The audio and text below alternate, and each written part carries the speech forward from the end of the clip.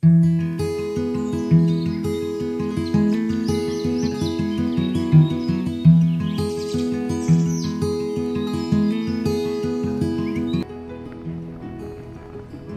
kapaglaom, maayong buntag kaninyong tanan.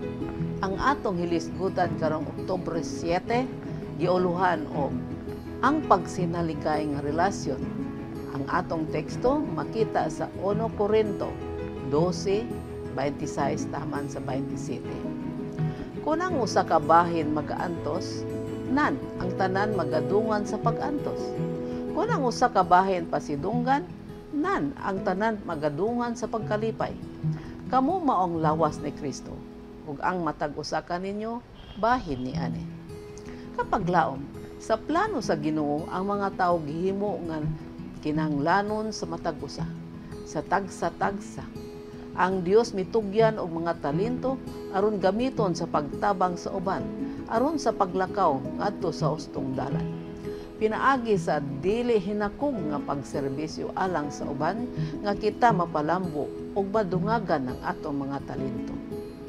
Sama sa nagkalain-laing mga bahin sa usa ka makina, ang tanan may kalabutan sa usag-usa. Ug nagsalig sa usa ka dako nga sentro niini. Kinahanglan adunay panaghiusa taliwala sa ilang pagkandaiya. Walay sakop sa buhatan sa Ginoo ang makabuhat nga manilampuson sa pagkandaiya. Ang matag usa magabuhat ubos sa pagdumala sa Dios, ug ang tanan mo gamit sa ilang gitugyan nga mga katakos alang sa iyang serbisyo aron nga ang matag usa makaalagad ngadto sa kahimpitan sa katibukan. Siya nga nagaangkon nga Kristohanon, kinahanglan nga iyang susihon ang iyang kaugalingon ug tan-awon kon siya sama ka maluluy-on ug mahuna-hunaon sa iyang mga isig katawo sama sa iyang tinguha nga may sama kang Kristo.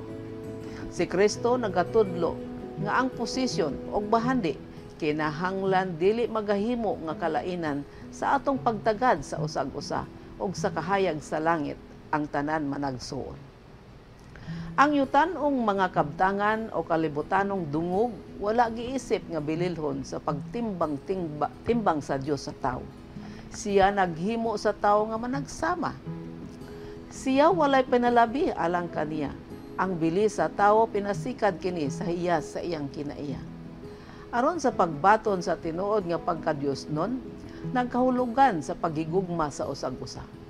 Pagtinabangay sa usag-usa, aron mahimong mapakita ang relihiyon ni Jesus sa atong mga kinabuhi. Kinahanglan nga kita mahimong gibalaan nga alagianan, din ang gugma ni Kristo magadagayday ni adtong nanganginahanglan og tabang. Siya nga pinakalabing duol sa pagkamatinumanon sa balaang balaod, mao'y labing na makaserbisyo sa Dios. Siya nga nagasunod kang Kristo, nagtinghuha sa iyang pagkamaayo, sa iyang kalulot sa iyang gugma alang sa tawhanong pamilya pagadawaton sa Dios ingon nga magbubuhat uban kaniya. Sa dihang ang mga tawo sa Dios mapuno sa kaaghop ug kalumos sa matag usa, ilang maamgo nga ang iyang bandila sa ibabaw nila mao ang gugma ug ang iyang bunga mahimong tamis sa kalami. Ang langit magasugod dinhi sa yuta. Sila magahimo og langit sa ubos aron sa pag-andam sa langit sa itaas.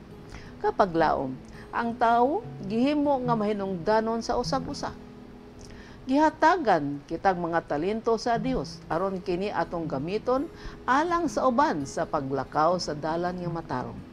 Sama sa makina, ang matagbahin niini bisan o nagkalahi, may kalabutan aron nga ang makina mapuslan. Ang tao sama ni ining makina, bisan og nagkalahi, adunay mapuslanong bahin alang sa buhat sa Dios. Sa dihang ang tao magabuhat alang sa kausa sa Dios, ang ilang nagkalahi nga talento gamiton kini sa Dios nga makatabang og dako alang sa iyang buhat. Busa, atong paningkamuton nga ang atong mga hiyas atong gamiton sa dili hinakog nga paagi o gamiton kini alang sa pagtabang sa uban nga madala ngadto sa gingharian sa Dios. Mag-apo kita.